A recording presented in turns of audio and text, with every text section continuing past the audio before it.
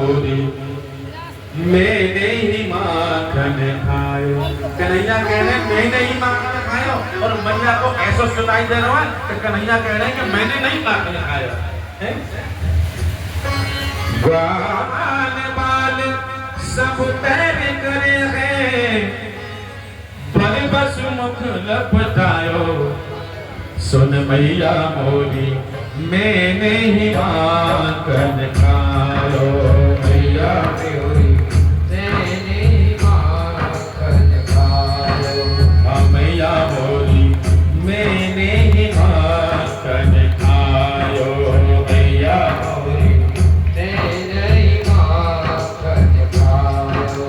ग्वाल बाल सब बैल करे हैं ग्वाल बाल सब बैल करे पर बस मुख लपटायो। मैया मोरी मैंने ही माखन खायो।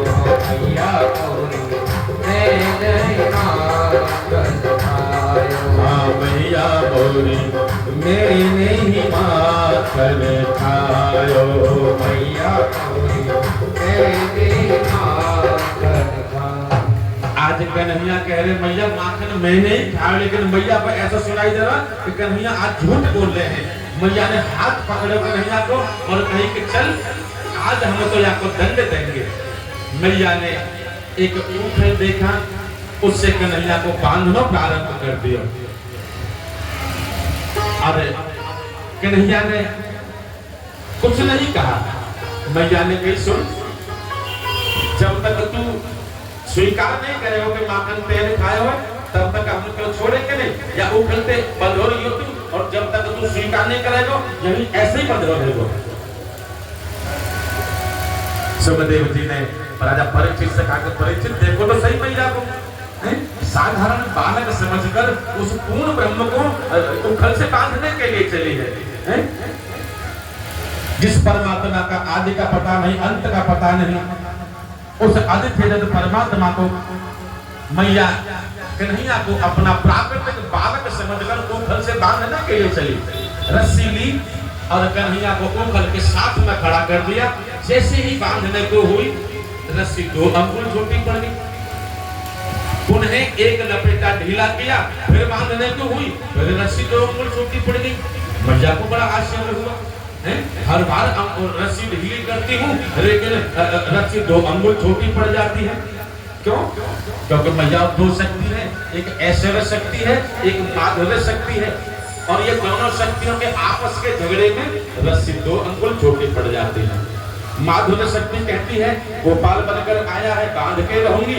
ऐश्वर्य शक्ति कहती है ये भगवान है, मैं इन्हें बंधने नहीं दूंगी। और दोनों रस्सियों के आपसी झगड़े में यह रस्सी 2 अंगुल छोटी, दोनों शक्तियों के आपसी झगड़े में रस्सी 2 अंगुल छोटी पड़ जाती है। उधर 52 भगवान के अवतार में ऐसा समझकर कश्यप ऋषि और मैया अदिति ऐसा समझ रहे हैं कि हमारे 52 भगवान ही कृष्ण रूप में आए हैं और हमारे 52 को कोई रस्सी से बांधे, ये हमें स्वीकार नहीं है।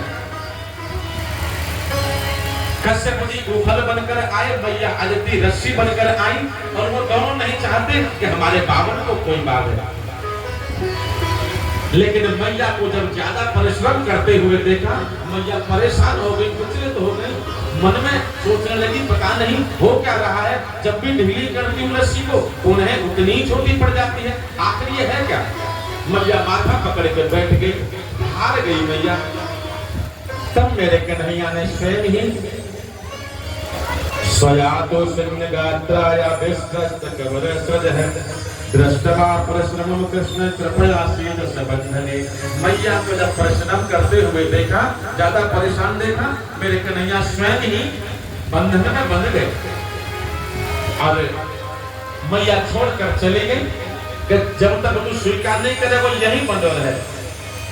कन्हैया ने देखा मैया चली गई, उस उखल को खिसकाते खिसकाते उस स्थान से मैया के आंगन में 2 वृक्ष खड़े हुए, यमला अर्जुन नाम के, उन्हीं वृक्षों के बीच से उखल को अटकाया, हल्का सा खींचा, दोनों वृक्ष धमाम से गिरे, उनमें से 2 पुरुष निकले और उन्होंने भगवान को प्रणाम किया और अपने स्थान को चले गए।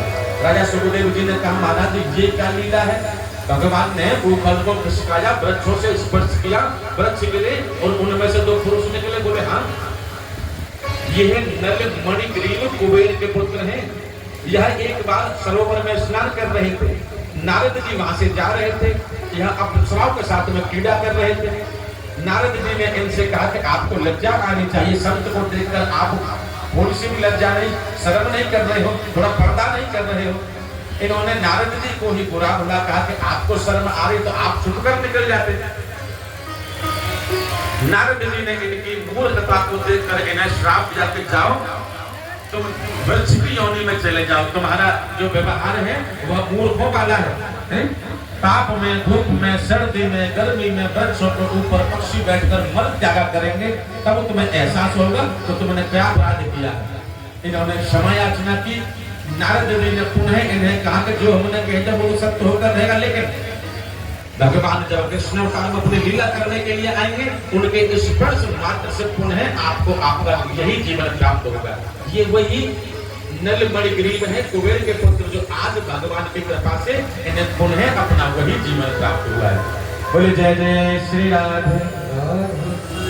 जैसे ही यह आवाज हुई, इसकी आवाज को सुनकर सभी ब्रजवासी नंदराज दौड़े दौड़े आए, मैया यशोदा आई, कन्हैया को वृक्षों के नीचे से निकाला। सभी ने बड़ी चिंता आपस में जताई और नंदराज जी ने कहा कि देखो भैया अब हम यहाँ नहीं रहेंगे। सभी ने कहा क्यों नहीं रहोगे? बोले इसीलिए नहीं रहेंगे कि हमारे लाला जब से यहाँ आए हुए तब से कोई न कोई संकट आज तक आ ही रहा है। लाला 6 महीना को वो पूतना आ गई, 6 महीना का वो शकटासुर आ गया, फिर तृणावत आ गया, एक न एक संकट हमारे लाला पे आ। तो देखो हमारे आंगन में खड़े हुए पेड़ लाला के ऊपर गिर गए, अब ना हम ना रहेंगे। गोप गापी गपा से पुण्याद वीर धर्म। बोले एक वृंदावन जैसा सुंदर स्थान है, वृंदा कहते हैं तुलसी को, जो तुलसी का वन है वही वृंदावन है। उन्होंने कहा कि ये बहुत सुंदर हरियाली है, तुलसी का वन है और यहाँ की तरह वहाँ भी यमुना जी का किनारा है, वहाँ भी गोवर्धन भगवान का किनारा है और हम अगर वहाँ चले तो बहुत अच्छा रहेगा। सभी ने अपने अपने गाड़ियों में, छकड़ों में जितना सामान लाद सकते थे अपने रोज के नित्य पेट पालन के लिए, उतना सामान अपने अपने छकड़ों में लादा और उसी नवीन स्थान पर जाकर अपने अपनी गाड़ियों को रोक दिया। देखा बहुत ही सुंदर स्थान है, चारों तरफ हरियाली है, रहना प्रारंभ कर दिया। आज कन्हैया जिद करने लगे, मैया से कहा मैया देखो अब हम थोड़े बड़े रह गए हैं, आप हमें बछड़ा चराने की अनुमति दो। मैया ने कन्हैया को बछड़ा चराने की अनुमति दी। कन्हैया अपने सखाओं के साथ में आज नई जगह पर वृंदावन नगरी में बछड़ा चराने के लिए जाने लगे। और पता नहीं कंस को कैसे पता लगा, कंस ने वहां नई नगरी में भी एक वृत्तासुर नाम के राक्षस को भेजा। मैया वृत्तासुर कहते हैं मन की चंचलता को। मन चंचल हो, व्याकुल हो, कोई परेशानी हो, भगवान के दरबार में मंदिर में जाकर बैठ जाओ, हाथ जोड़कर प्रार्थना करो, धीरे धीरे धीरे धीरे भगवान आपके मस्तिष्क में ही उस मार्ग, उस परेशानी से निकलने का मार्ग बताएंगे और कब में आप निकल कर खड़े हो जाएंगे। जो व्याकुल मन है, मन की चंचलता है, भगवान के वचन के माध्यम से धीरे धीरे समाप्त होने प्रारंभ हो जाएगी। वृत्तासुर कहते हैं मन की चंचलता को, मन की चंचलता को समाप्त करने की सामर्थ्य केवल और केवल मेरे कन्हैया में है। इस वृत्तासुर नाम के राक्षस को भी समाप्त किया। इसके बाद में एक बकासुर नाम का राक्षस भेजा। बकासुर कहते हैं बगुले को, ये पाखंड का स्वरूप है। कहने का मतलब जैसा हम मुख से बोल रहे हैं अंदर वैसे नहीं है, और अगर यह सत्य है तो फिर हम केवल ढोंग कर रहे हैं, पाखंड कर रहे हैं। जैसे बगुला देखा है किसी ने, सफेद पक्षी होता है, खेत में पानी लगाते हैं या तालाब में खड़ा हुआ रहता है, नेत्र बंद कर लेता है, देखने वाले को ऐसा लगता है जैसे कि ये भजन कर रहा है। लेकिन जैसे ही कोई मछली कोई कीड़ा सामने आता है चौंच मारकर उसको अपना आहार बना लेता है। कहने का मतलब उसके नेत्र बंद जरूर थे लेकिन वो भोजन नहीं कर रहा था, भोजन करने का ढोंग कर रहा था केवल। वकासुर कहते हैं पाखंड को, और पाखंड को समाप्त करने की सामर्थ्य केवल मेरे कन्हैया में है। इस वकासुर को भी समाप्त किया। उसके बाद में एक अघासुर नाम का राक्षस भेजा। अघासुर अजगर के रूप में आया, विशाल अजगर पहाड़ के जैसा। वृंदावन में आके एक जगह उसने स्थान लिया, मुख खोलकर वहीं खड़े हो गए। छोटे छोटे सखा कन्हैया के साथ में सब बछड़ा चराने के लिए गए थे। सबने कन्हैया से कहा भैया एक बात बता, ये वृंदावन नई नगरी है, हम यहाँ आए हैं, थोड़ा घूमा में देखा में एक बार कैसी है। कन्हैया ने सबको कहा दे तो भैया चले तो जाओ लेकिन ज्यादा दूर मत जाओ, क्यों? नई नगरी है, ये हमारा गोकुल ना है, हमें यहाँ के बारे में कुछ ना पता, मैं तो दूर घूम जाओ आ जाना। उन्होंने कहा ज्यादा दूर नहीं जाएंगे, हम बस थोड़ी दूर जाएंगे और भ्रमण करके आ जाकर चले गए। और वहीं पहुंच गए जहाँ अघासुर मुख खोलकर बैठा हुआ है। दूर से ऐसा लग रहा है जैसे किसी गुफा का मुख हो, लेकिन बहुत बड़ा अजगर बैठा हुआ है, किसी को पता नहीं। बातों बातों में जब वहां पहुंचे देखा ये तो बहुत सुंदर गुफा है, ऐसे हमारी गोकुल में तो है ही ना। उसमें प्रवेश किया, चर्चा करने लगे, भैया तो बड़ी बुद्धि है। इसे अघासुर ने देखा सारे ग्वाल वाले मेरे भीतर आ गए लेकिन अभी तक इसके में जरूरत की वो नहीं आया। कन्हैया ने देखा कि सब हमारे ग्वाल वाले इस मामा के बनाए हुए खिलौने के भीतर चले गए हैं, हमें भी चलना चाहिए। और देखते ही देखते मेरे कन्हैया भी आ गए। जैसे ही कन्हैया इसके मुख में प्रवेश किए इस अघासुर ने अपने मुख को बंद कर लिया। सभी ग्वाल वाले जितने थे मूर्छित होने लगे, भैया लाला बचा दे, ये तो कोई राक्षस है भैया। देखते ही देखते सारे मूर्छित हो गए। कन्हैया ने अपने शरीर का तापमान बढ़ाया और अपनी बांसुरी के माध्यम से इस अघासुर का अंत कर दिया। सभी ग्वाल वालों को बाहर लेकर आए, जल छिड़का, इन्हें होश में लेकर आए। आपस में चर्चा करने लगे, लाला देख भैया आज मैंने बचा लियो, अगर तू नहीं बचाता तो हम आज ना बचते, घर जाके हम क्या कहते हैं, हम तो बचते ही ना भैया।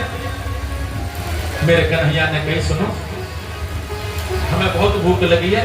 अच्छा देखो कन्हैया का एक नियम था भैया, कन्हैया के जितने सखा थे इतने गरीब थे, किसी के घर भोजन है एक टाइम का, किसी के घर 2 टाइम का, किसी के घर नहीं है, कोई मांग के भोजन कर रहा है। लेकिन कन्हैया सबके साथ में बराबर का व्यवहार करते थे, किसी को ऐसा ना लगे ये बहुत बड़े बाप को बेटा है और भगवान जैसे लक्षण है इसके अंदर। इसीलिए कन्हैया अपने घर से भोजन लेकर नहीं जाते थे।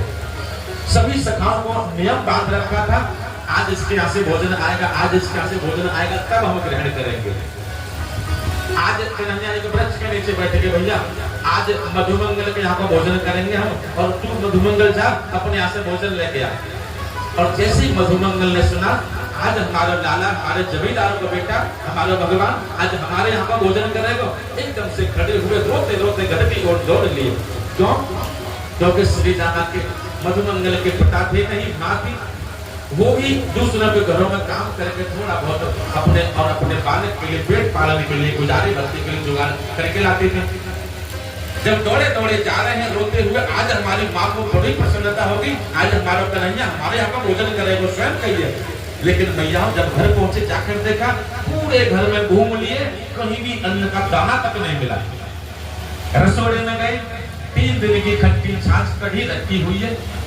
कन्हैया के प्रेम में इतने बेहवल हो गए, उसी को खा के चलते खाली हाथ नहीं जाओ, कछू तो नहीं चलो। लेकिन जब कन्हैया के नजदीक पहुंचे, झाड़ी के पीछे खड़े हो गए, हमारा लाला तो बहुत भोलो है और इतना कोमल हृदय आपको, या खट्टी छाछ को कढ़ी को खा गए, बाकी हृदय को बड़ी पीड़ा हुई ना, मैं ना खिला हुआ है, देखेगा तो जरूर मांगेगा।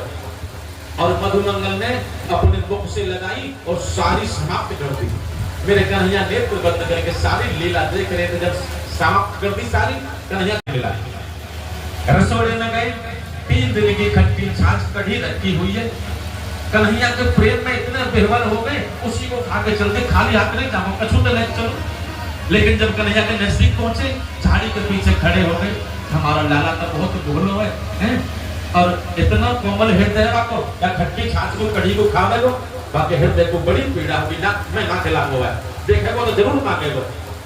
और मधुमंगल ने अपने मुख से लगाई और सारी समाप्त कर दी। मेरे कन्हैया नेत्र बंद करके सारी लीला देख रहे थे। जब समाप्त कर दी सारी, कन्हैया दौड़कर आए, भैया मधुमंगल, अरे तुम हमारे हिस्से का मुझे तुमने स्वयं कर लिया। बोले भैया देख, अब तो हमने कर लियो, अब तू हाँ कर चाहे ना कर, चाहे हमें डांट, अब हमने अब कछु ना बचो, तो खाली कर दे बिल्कुल। कन्हैया मुस्कुराते हुए बोले कोई बात नहीं, लेकिन हमारे हिस्से का अब भी बाकी है। मधुमंगल ने कहा बाकी है तो तुम भैया खा लो। और मेरे कन्हैया ने भैया आज उस परमात्मा ने पूर्ण ब्रह्म ने मधुमंगल के मुख पर तो जल्दी जल्दी खाने में कड़ी चिपकी हुई रह गई थी, कन्हैया अपने जीव से चाट प्रारंभ कर दिया। बोले बांके बिहारी लाल की। ब्रह्मा जी ने इस के पूर्ण ब्रह्म होकर ग्वालिया को मुख को चाट रहा है, यह पूर्ण ब्रह्म नहीं हो सकता, हमें परीक्षा लेनी चाहिए। ब्रह्मा जी आए और जो इनके बछड़े चल रहे थे उन्हें ब्रह्म लोग ले गए। कन्हैया ने सब ग्वाल वालों को बैठाया और कहा भैया देखो तुम बैठो, बछड़ा बहुत दूर निकल गए हैं, मैं ढूंढ के लाऊं। जब बछड़ा को कन्हैया ढूंढने गए, उधर तो बछड़े नहीं मिले, जब वापस आए तो वहां ग्वाल बाल नहीं मिले। मेरे कन्हैया ने देखा ब्रह्मा जी लीला कर रहे हैं, कोई बात नहीं। कन्हैया ने अपने ही स्वरूप से बछड़े और उतने ही ग्वाल बाल तैयार कर दिए। और मैया यही लीला 1 वर्ष तक चली। 1 वर्ष बाद जब ब्रह्मा जी ने देखा उतने ही ग्वाल, उतने ही गैया, सब बछड़ा सब वहां दिखाई दे रहे हैं, ये क्या लीला है, एक बार देखते आओ। ब्रह्मा जी तो ब्रह्मलोक से नीचे आए और मेरे कन्हैया ब्रह्मा जी का रूप धारण करके ब्रह्मलोक में पहुंच गए। और द्वारपालों से कहा कि सुनो, आजकल बहुत नकली ब्रह्मा घूम रहे, ध्यान रखियो, कोई आवे नहीं हमारे बात में। कन्हैया ब्रह्मा जी का रूप बनाकर ब्रह्मा जी के सिंहासन पर बैठ गए। जब ब्रह्मा जी बाकी लीला को देखकर बराबरी वहां जब पहुंचे, द्वारपालों ने रोक लिया, रुक जाओ महाराज, कौन हो तुम? ब्रह्मा जी ने कहा अरे ब्रह्मा जी तुम्हारे मालिक हैं। बोले चुप रहो, हमारे मालिक तो भीतर बैठे और हमें पहले ही सचित करके गए हैं, तुम नकली ब्रह्मा हो। ब्रह्मा जी समझ गए मेरे प्रभु लीला कर रहे हैं, मुझे मेरी भूल के लिए दंडित कर रहे हैं। बोले भैया कोई बात नहीं, असली वाले वही हैं, हम नकली हैं, लेकिन एक बार उनके दर्शन तो कर लेते। बोले हाँ जल्दी जाओ, जल्दी करके ना। ब्रह्मा जी गए और भैया भगवान से 1 नहीं 2 नहीं 40 मंत्रों के द्वारा क्षमा याचना की, लेकिन ब्रह्मा जी से भगवान बोले नहीं, मौन रहे और वहां से गाय बछड़ों को लेकर आ गए। 1 वर्ष बाद अपने ग्वाल वालों ने अपने मैया को बताया कि मैया आज तो लाला ने बचा लिए, बहुत बड़े अजगर के मुंह में चले गए थे हम। 1 वर्ष बाद सबको पता लगा। राजा परीक्षित ने कहा कि प्रभु को ये लीला करने की क्या आवश्यकता थी? सुखदेव जी ने कहा हाँ, कन्हैया जब गायों के पास से निकलते थे, सभी गाय कन्हैया के दर्शन करके एक ही बात कहते थे कि अगर ये हमारे पुत्र होते, हम इनकी सेवा करते, कितना आनंद मिलता। वैसी ही गोपियां भी कहती थी कन्हैया को देखकर, काश ये हमारे पुत्र होते। कन्हैया ने 1 वर्ष तक उनके पुत्र बनकर उन्हीं के स्वरूप में उनके इन मन के भाव को पूर्ण किया। बोले जय जय श्री राधे।